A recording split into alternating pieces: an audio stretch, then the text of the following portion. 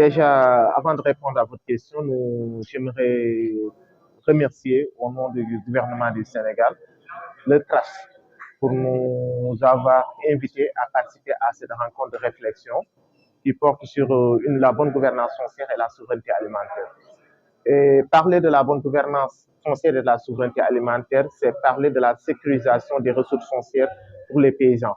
Parce que nous savons tous au Sénégal, quand on parle de la souveraineté alimentaire, on ne peut pas parler de la souveraineté alimentaire sans parler de l'apport que les exploitations familiales constituent. Parce que si nous prenons le Sénégal, presque 90% de les exploitations, de la production agricole du Sénégal est assurée par ces exploitations familiales-là. Donc, il est impossible de parler de souveraineté alimentaire sans prendre en compte ces exploitations familiales.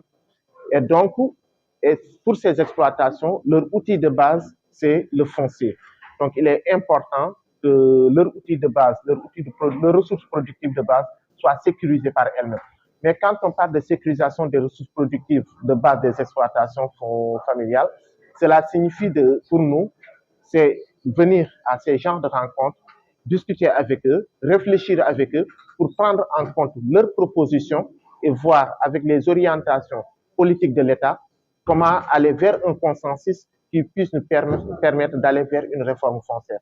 Parce que vous n'êtes pas sans savoir que jusqu'à présent, le foncier au Sénégal est géré par la loi sur le domaine national qui date de 1964. Et dans cette loi-là, certes, il y a des aspects positifs, mais il y a peut-être des aspects dont il est temps qu'il faudrait interroger.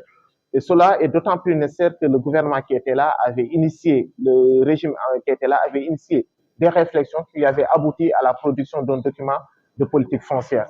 Et pour nous, c'est de voir, en collaboration avec les organisations de la société civile, comment sortir ce document-là. S'il y a lieu de l'actualiser, on l'actualise.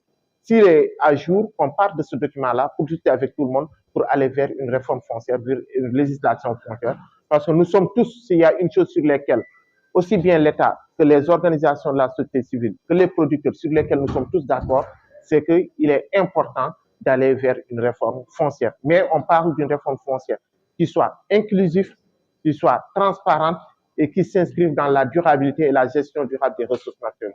C'est vraiment la raison et les motivations qui ont justifié aujourd'hui notre présence et tous les services du ministère de l'Agriculture sont là pour participer aux travaux, au même titre que les organisations de la société civile, pour aboutir à des résultats que nous le pensons pourront être mobilisés par le gouvernement dans sa politique et sa stratégie de souveraineté alimentaire. L'orientation agro-sylvo-pastorale, c'est une vieille revendication des organisations paysannes au Sénégal et de la société civile. Parce que depuis que la loi d'orientation agro-sylvo-pastorale a été promulguée en 2022, il était prévu que ce conseil soit tenu. C'est un moment d'échange entre le président de la République, les organisations de paysans, que ce soit les paysans, les éleveurs, les pêcheurs, pour recevoir leurs doléances, discuter avec eux des orientations de l'État, mais aussi recevoir leurs orientations dans la politique. Mais malheureusement, après 20 ans, ce conseil n'a jamais pu se tenir. Et là, nous, dès que nous sommes arrivés au pouvoir, l'une des premières décisions du président, c'est d'afficher sa volonté pour que ce conseil puisse se tenir dans les plus brefs délais. Et nous sommes en train présentement de travailler avec toutes les organisations de la société civile pour aller vers la révision de la loi d'orientation agro-sylvo-pastorale qui constitue le cadre normatif de base de tout ce qui doit se faire dans le milieu rural. Et nous pensons que si nous parvenons à aller vers une loi stabilisée dans les plus brefs délais, le président de la République pourra convoquer ce conseil et ce sera quand même un moment symbolique.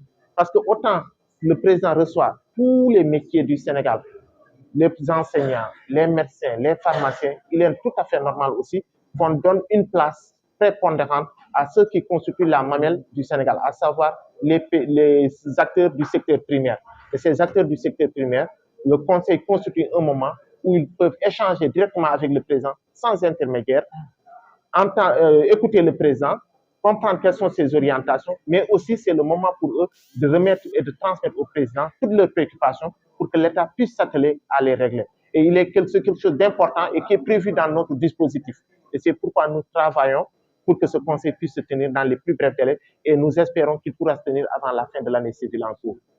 Madame Diouf Mbaye Lindor, je suis la présidente de la Fédération nationale des femmes rurales du Sénégal. En même temps, je suis la présidente de la Fédération des associations féminines du Sénégal. C'est pas normal. C'est inadmissible que les femmes ne peuvent pas accéder à la terre. On dit que les femmes, l'accès à la terre, moi je dis que l'accès et le contrôle des terres par les femmes devait être accepté. Mais jusqu'à présent, les femmes n'ont pas accès à la terre. On nous loue les terres à 75 000 francs l'hectare, 100 000 francs l'hectare. C'est inadmissible. Donc, il faut que le gouvernement prenne ses dispositions pour que les femmes sénégalaises, surtout les femmes rurales, accèdent à la terre. On parle même d'autosuffisance alimentaire.